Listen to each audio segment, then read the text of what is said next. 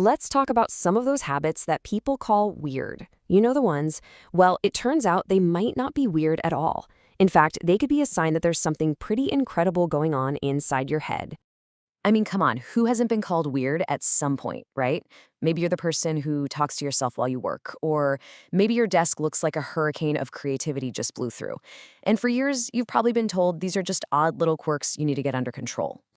But what if they're not flaws? What if, and stick with me here, they're actually signals that your brain is just wired a little differently? Psychology suggests these so-called weird habits might actually be hallmarks of a highly intelligent mind. So, let's take a closer look. Okay, first, we're going to dive into the habits that are all happening inside your head. You know, the stuff that reveals just how complex and powerful your inner world really is. First on the list, talking to yourself. Yeah, I'm talking about muttering things out loud when no one's around. Now, pop culture would have you believe this is a one-way ticket to crazy town, but the science tells a very different story. See, this isn't about losing your marbles, it's actually about being more efficient. Research from Bangor University, for example, found that actually saying your thoughts out loud helps you organize them and seriously boosts your concentration. It's like an athlete psyching themselves up before a big game. Even Einstein was known to mumble sentences to himself. It's your brain using its own voice as a tool to get focused. All right, next up, do you ever just zone out? You know, you're in the middle of something and suddenly your mind is a million miles away? Well, researchers at Georgia Tech have linked frequent daydreaming to what they call efficient brain systems. So what on earth does that mean? Well, it's not that you can't focus. It's the exact opposite.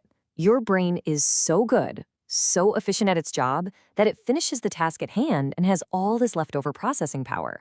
So what does it do? It starts exploring new ideas, connecting dots no one else sees. Your mind isn't lost. It's just operating on another level. And how about overthinking? You know what I'm talking about.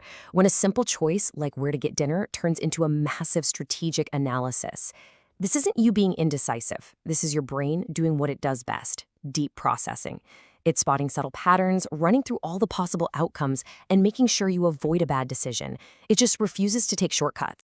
So that's what's going on inside. But how does all this brain power actually affect your day-to-day life? Because trust me, these habits don't just stay in your head. They totally shape the way you live. Oh yeah, the messy desk, the classic. Society looks at a cluttered space and immediately thinks lazy or disorganized. But get this, studies have shown that a messy environment can actually shatter conventional thinking and kick your creativity into high gear. For you, the focus isn't on perfect neatness. It's on the new, unexpected ideas that spark from that creative chaos. And you know what often goes hand in hand with that?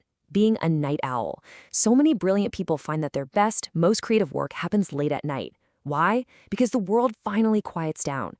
That solitude and lack of distraction create the perfect breeding ground for a brain that needs to really sink its teeth into a complex problem. That need for quiet often applies to your social life, too. If you'd much rather have one deep conversation than shout over the music at a crowded party, people might label you as antisocial. But that's not what it is at all. It's about managing your energy. Small talk can be incredibly draining, but solitude, that's where you recharge, learn, and let your creativity really run wild. So when you add all this up, it really points to a fundamentally different way of seeing and processing the world around you.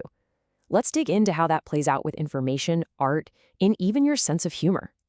It all starts with a relentless, almost insatiable curiosity, a deep-seated need to constantly ask why about, well, everything, from how the universe works to why a certain word is spelled the way it is. This isn't just about collecting random facts. It's about building these huge, interconnected mental maps where you can link ideas that seem totally unrelated to anyone else. And that desire for depth also explains why highly intelligent people are often drawn to things like abstract art or complex instrumental music. It's not about being pretentious, not at all. It's just that your brain literally craves a challenge. It gets a kick out of unraveling layers of meaning and complexity.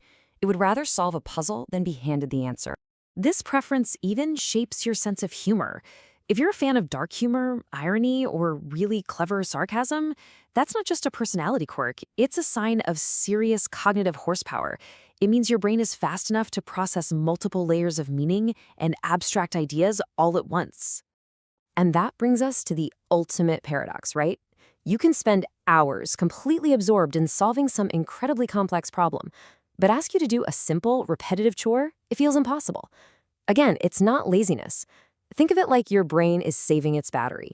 It goes into low power mode when it's understimulated because it's conserving all that precious energy for the big challenges that really get it fired up. So, after looking at all these so-called weird habits, you start to see a pattern. You arrive at a really powerful conclusion. These aren't glitches in your system. They're not bugs that need to be fixed. Think about it. That self-talk, that's your built-in organization tool. The daydreaming, it's your brain's idea generator.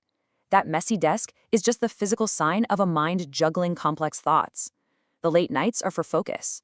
The overthinking keeps you safe, and the solitude, that's the fuel for your creativity. These aren't flaws, they're features. And in the end, it all boils down to this one simple, powerful idea. These habits are just the natural, unfiltered way your brain operates when it isn't trying to squeeze itself into society's neat little box of what's considered normal. So maybe, just maybe, instead of trying to fix these quirks, it's time to embrace them. It's time to see them for what they really are, the hallmarks of an incredibly advanced, creative, and powerful mind. And that's something worth celebrating, don't you think?